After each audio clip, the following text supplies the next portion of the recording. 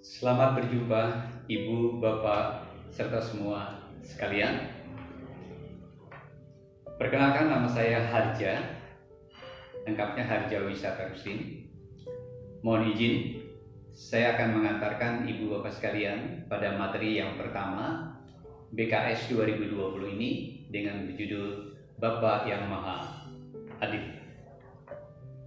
Dilatar belakangi oleh kondisi virus corona yang saat ini belum mereda, bahkan semakin merebak. Dampaknya banyak orang-orang yang mulai tersakiti, dari anak-anak, remaja, orang tua, dan para lansia. Kondisi ekonomi yang semakin terpuruk, banyaknya karyawan yang dirumahkan, mereka yang gajinya dipotong, bahkan sampai yang di PHK. Usaha-usaha yang mengalami banyak kemunduran seperti restoran, pusat-pusat perbelanjaan, tempat-tempat hiburan dan olahraga, mereka seakan-akan mati suri. Apa yang bisa kita lakukan? Pada tanggal 23 Maret 2020, Bapak Suci Paus Fransiskus mengajak kita untuk berdoa Bapa Kami. Kenapa doanya Bapa Kami ya? Ada apa dengan doa Bapa Kami? Mari kita lihat doa Bapa Kami yang diambil dari Matius bab 6 ayat 9 sampai 13. Kita coba untuk membukanya pada malam ini. Matius bab 6 ayat 9. Bapa Kami yang di surga, dikuduskanlah namamu. Saya pernah berpikir, kenapa ya Bapa yang maha tinggi, Bapa Allah yang maha kuasa dan maha segala-galanya, itu hanya dipanggil dengan sebutan Bapa saja. Kenapa nggak dipanggil nama yang lebih wah lagi gitu ya? Apalah gitu ya? Kata Bapa itu berasal dari bahasa Arab, yaitu Abah. Seperti kita memiliki hubungan dengan orang tua kita, ya, ibu dan bapak biologis kita. Demikian kita dekat dengan bapak kita, sehingga segala ada masalah apapun, kita selalu berkomunikasi dengan bapak kita. Nah, demikianlah yang diharapkan oleh Allah Bapa yang Maha Tinggi. Ketika kita dalam berdoa, kita harus selalu merasa dekat dan membuat relasi yang baik dengan Bapa, sehingga hubungan kita, relasi kita dengan Allah Bapa menjadi lebih akrab lagi. Demikian juga kata kami. Kenapa tidak Bapa aku atau Bapa saya? Dengan mengucapkan kata kami, kita menyadari bahwa Allah itu adalah milik orang-orang dan anak-anak yang beriman. Ya, kalau anak-anak memiliki Bapa yang sama dengan kita, ya, kita adalah anak-anak Allah, Bapa yang sama, berarti kita ini semua saling bersaudara. Ya, kita bersaudara satu sama yang lain. Berarti kalau mereka juga anak-anak Allah, maka kita semua saling bersaudara. Ya. Selain itu, kata kami juga menunjukkan bahwa kita berdoa bukan hanya untuk diri kita sendiri, tapi kita juga mendoakan orang-orang yang tidak sempat berdoa, ya, orang-orang yang lupa berdoa, dan juga orang-orang yang tidak bisa berdoa. Dikuduskanlah namamu. Ya, kita wajib untuk menguduskan nama Tuhan. Banyak orang yang dengan mudah mengucapkan kata Allah, Allah, Yesus, Yesus, Yesus. Padahal ketika kita melakukan hal-hal yang baik, ya, ketika kita melakukan sesuai dengan apa yang diharapkan oleh Allah, ya, melakukan sedekah dan sebagainya, menolong orang lain, di saat itulah kita menguduskan nama Allah. Ya, setiap perbuatan-perbuatan kita yang baik secara pribadi maupun di tengah-tengah masyarakat, disitulah nama Allah dikuduskan. Matius 6 ayat 10, datanglah kerajaanmu, jadilah kehendakmu di bumi seperti di surga. Kita meyakini bahwa kerajaan Allah adalah kerajaan yang maha adil. Sedangkan yang kita jumpai di dunia ini, kerajaan dunia, penuh dengan kepalsuan, penipuan dan sebagainya, sehingga membuat orang menjadi frustasi, acuh tak acuh, masa bodoh, dan membuat orang menjadi kecewa, putus asa, dan kemiskinan.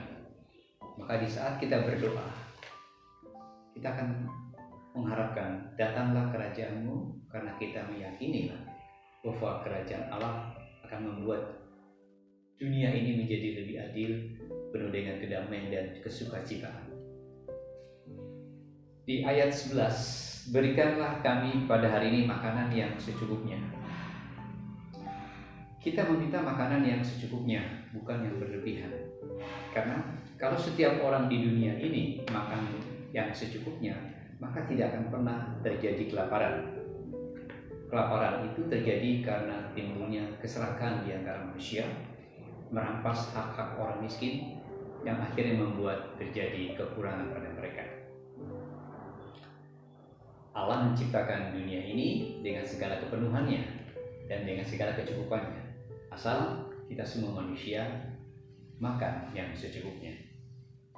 Ingatlah, hidup manusia tidak tergantung dari makanan, tapi tergantung kepada kekuasaan Allah. Makanan yang dimasukkan di sini tidak hanya makanan jasmani, ya, bagi mereka yang percaya adanya kehidupan kekal setelah kita mati.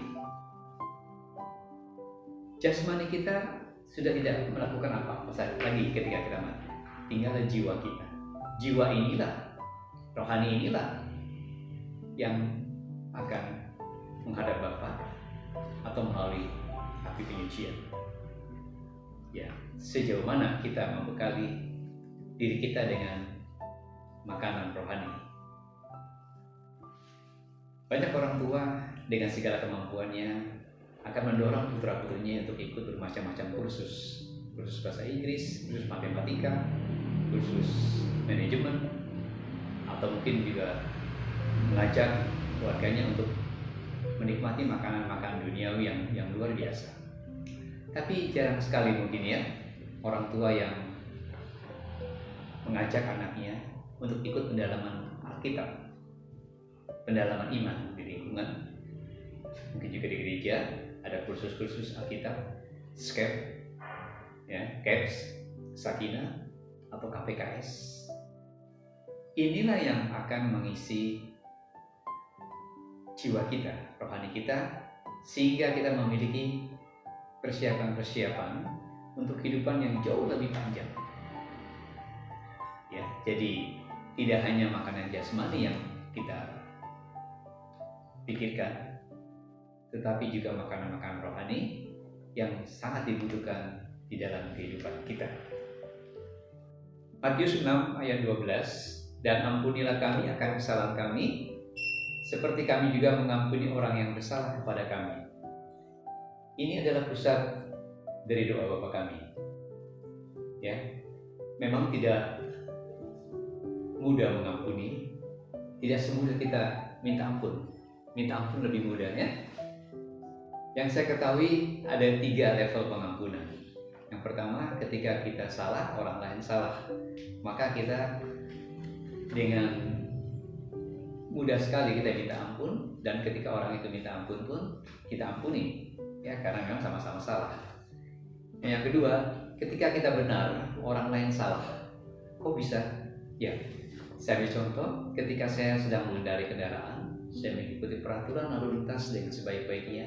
Ketika lampu kuning saya kurangi kecepatan, ketika lampu merah saya berhenti.